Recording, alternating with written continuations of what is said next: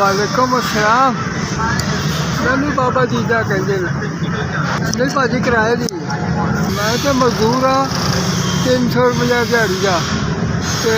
दुकान के किराए पर बैठे तो मालिक कोई होर भाजी मेरिया पोतरियाँ यतीम ने मैं उन्होंने माँ प्यो नहीं है तो मैं उन्होंने खातर आटा रोटी लैके देने वास्ते इतने सैबे में फड़िया बुढ़ा बंदा मैं तो भारे काम होंगे नहीं गल है तो मैं 300 के मैं बैठा चलो उन्होंने आटा लै देना रोटी बेचारियाँ खा लेंगे यतीम च होइयां ना प्यो है ना माँ है मेरी 80 साल उम्र है अगर मैं 80 साल का बुढ़ा हो गया भार चुके रेड़ियाँ रूड़ियाँ तो नहीं लग सकता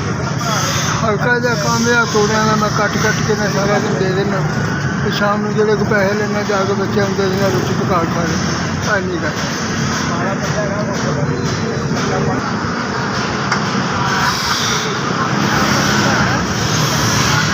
रात किराए का मकान है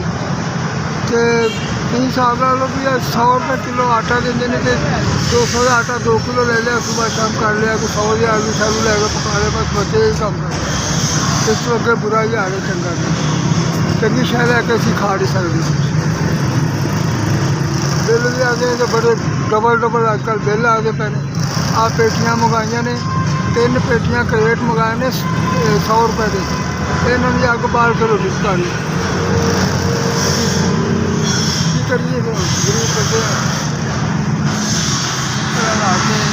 वक्त तो मैं पास करना ही है ना वक्त तो पास करना ही है ना जो रब ने दिन चलाया निभाना है 5000 बहुत मेहरबानी बहुत मेहरबानी अल्लाह पाक उन्होंने जिंदगी देवे तंदुरुस्ती देवे तो उन्होंने कारोबार च बरकत देवे